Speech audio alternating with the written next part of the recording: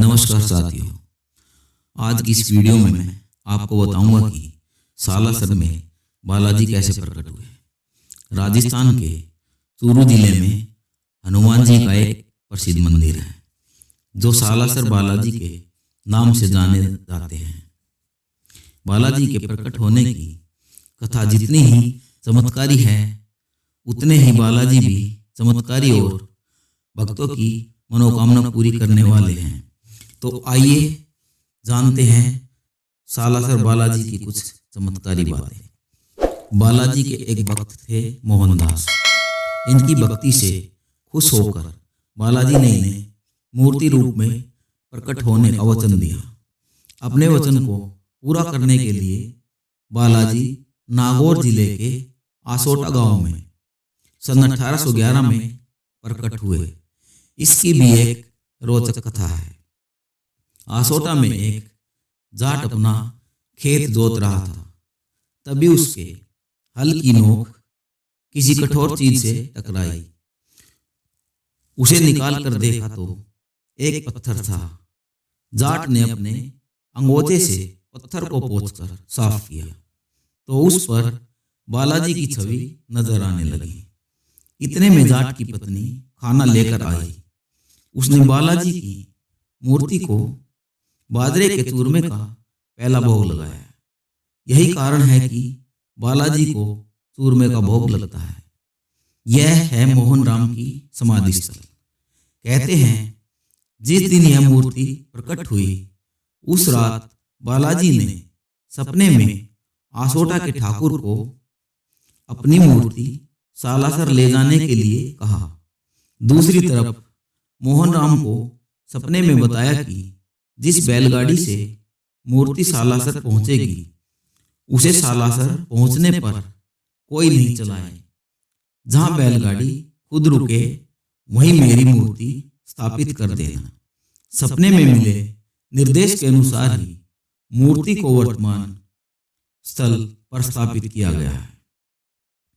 पूरे भारत में एकमात्र सालासर में दाढ़ी मूंछों वाले हनुमान यानी बालाजी स्थित हैं।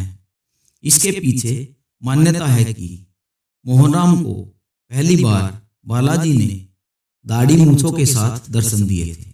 मोहनराम ने इसी रूप में बालाजी को प्रकट होने के लिए कहा था। इसलिए हनुमान जी यहाँ दाढ़ी मूंछों में स्थित हैं।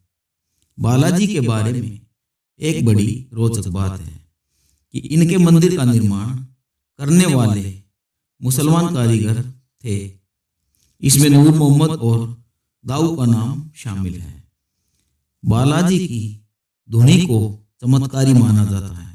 कहते हैं कि बाबा मोहनदास जी ने 300 साल पहले इस धुनी को जलाई थी जो आज भी अखंडित प्रज्वलित है। सालासर में बालाजी के आने के काफी सालों बाद यहाँ माता अंजनी का आगमन हुआ। कहते हैं कि बालाजी के अनुरोध पर माता अंजनी सालासर आई, लेकिन उन्होंने कहा कि वह साथ में नहीं रहेंगे। इससे पहले कि किसी की पूजा होगी यह समस्या हो सकती है। इसलिए बालाजी की माता का मंदिर बालाजी मंदिर से कुछ दूरी पर है। इस मंदिर में अंजनी माता की गोद में बालाजी बैठे हैं। इस मूर्ति के आगमन की कथा भी बड़ी रोचक है।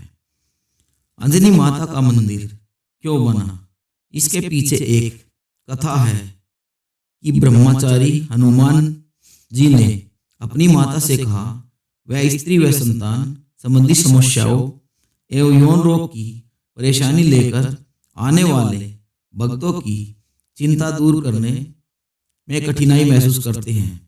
इसलिए आप यहाँ वास करें और भक्तों की इस परेशानियों को दूर करें। पंडित पन्नालाल नाम के एक व्यक्ति जो देवी अंजनी के भक्त थे, उनकी तपस्या से प्रसन्न होकर देवी अंजनी ने यह आशीर्वाद दिया कि उनकी तपस्या स्थली पर वह निवास करेंगी। इसके बाद शिखर नरेश कल्याण सिंह ने माता की प्रेरणा से यह मूर्ति स्थापित करवाई।